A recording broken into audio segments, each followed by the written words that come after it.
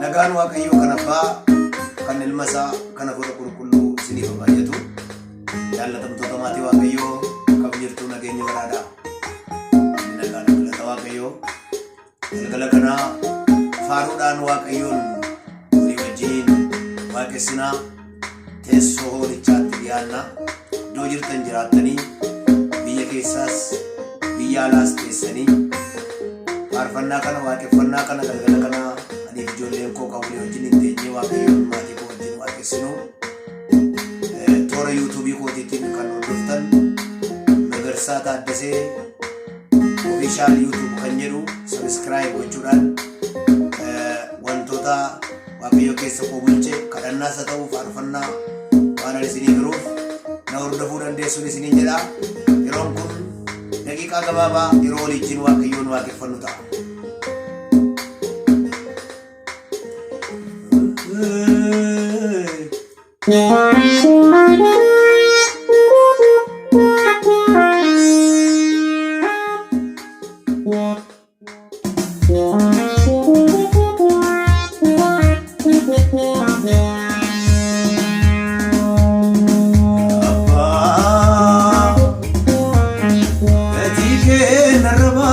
Anaaf garaan koo si jaallate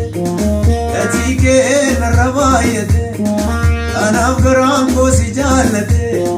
olmaa baay'ee na biraa qabda sinan darbee mudannoo hunda olmaa baay'ee na biraa qabda sinan darbee rakkoo gurguddaa olmaa baay'ee na biraa qabda sinan darbee gammoojjii badda gatii kee narra baay'ate anaaf garaan koo si jaallate gatii kee narra baay'ate anaaf garaan koo si jaallate olmaa baay'ee na biraa qabda sinan darbee mudannoo hunda olmaa baay'ee na biraa qabda sinan darbee rakkoo gurguddaa olmaa baay'ee na biraa qabda sinan darbee gammoojjii badda olmaa baay'ee na biraa qabda sinan darbee mudannoo hunda olmaa baay'ee na biraa qabda sinan darbee rakkoo gurguddaa olmaa baay'ee na biraa qabda sinan darbee gammoojjii badda olmaa baay'ee na biraa qabda sinan darbee rakkoo gurguddaa. Warri isaan darbitan naajii waaqeffadhaa galgala kana waaqayyoon warri harka waaqayyoon dabartan warri gooftichi laga du'aa sin ceese haleluuyaa harka namaatti miidhameni kan lafa laalee boquun koo dubbachuusaan na tulfaate salbinaako harka namaatti miidhameni kan lafa laalee boquun koo dubbachuusaan na tulfaate himachuusaa salbinaako baako atoo kana baadabarsite asna naabde babbareechite atoo kana baadabarsite asna naabde babbareechite akkamiin garaan koo callisa si faarfadha sinan leellisa akkamiin garaan koo callisa si faarfadha sinan leellisa atoo kana baadabarsite asna naabde babbareechite atoo kana baadabarsite asna naabde babbareechite akkamiin garaan koo callisa si faarfadha sinan leellisa akkamiin garaan koo callisa si faarfadha sinan leellisa. Haleluuyaa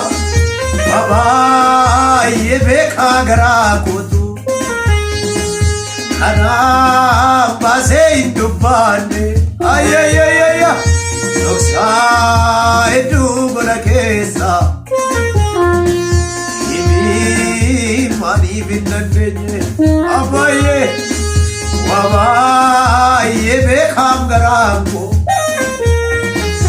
anam base indubane doksa edu golakesa imi mani binnandenye ya senabo kisabare jite galgala khosi sirresite senabo kisabare jite galgala khosi sirresite akada sano firanabe kansa goya beganna kabe akada sano firanabe kansa goya beganna kabe isamu katti kufeni dua karate Nayarate bavuriko bayirrakade Tarako dufte mangafte tunyata namide Nabiko akkamane kakuna namde Akka koti miti Akka keti male Jirenyana rajradu Arsa dinno miti Kachi buddha bafte Namoko chifte mulfan daba ay ኢየሱስ የታሪክ የመጀመሪያና መጨረሻ አራላሞራ ለባያ ለባሰ ለባያ ለብራ ለባራ ለባያ ኦ ሃሌሉያ ታሪኬ የጀመረው በቀራንዮ ነው በመስቀሉ ግርጌ አጋጣሚ አይደለም መወለድ ማደግ ሰይጣን ሲቀጠቀጥ ራሱ ሲመታ አሪነቴ ሲሻር ሰንሰለት ሲመታ ላሲማይሽበት ለነግን ሲደጋ ይኸው ታሪኬ ተጀመረ እዚያጋ ምስጋናዬ ይኸው ለጌታዬ አያ እልልታዬ ይኸው ለዜማዬ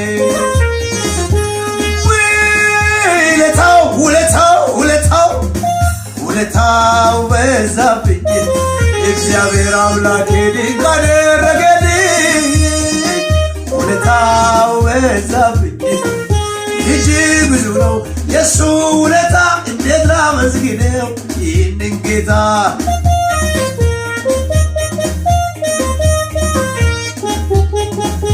እጅግ ብዙ ነው የሱ ውለታ እንዴት ላመስግነው ይህንን ጌታ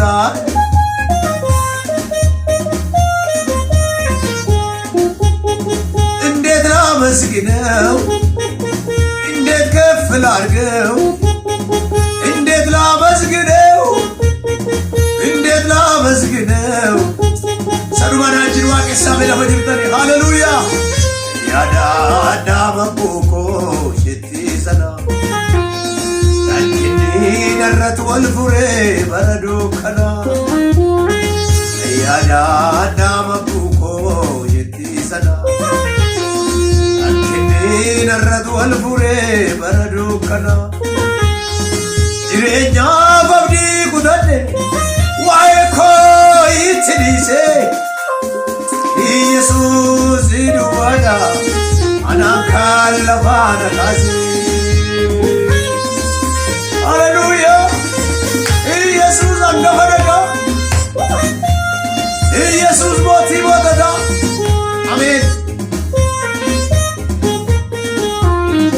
Amen. Ulfan gofta.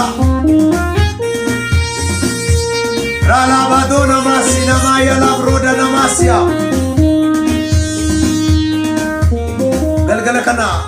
Namonni waqe fanna kana na jiro gababa kana waqe sitan daika tokkol waaqayyoon isiniif kadhadha. Jilbeenfachuu kan dadhabdan waaqayyoon waaqessuu kan dadhabdan jilbi keessan kan isin laafe sagalee waaqayyootti kan utuu dargaggeessa taatanii jirtanii kan dulloomtan lafaa ka'uu kan dadhabdan hafuuratti galgala kana maqaa Yesuus Kiristoosin lafaa ka'a maqaa Yesuus Kiristoosin humna hafuuraa hidhadhaati lafaa ka'a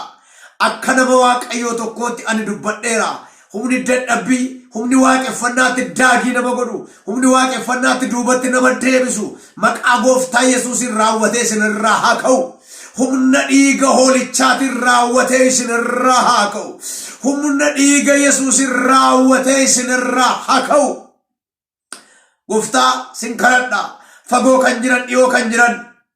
biyya keessa kan jiran, biyya alaa kan jiran, gooftaa itti tolee kan jiran, utuutti hin toliin kan jiran, galgala kana harka waaqummaa keetiitiin haa qaqqabatamani.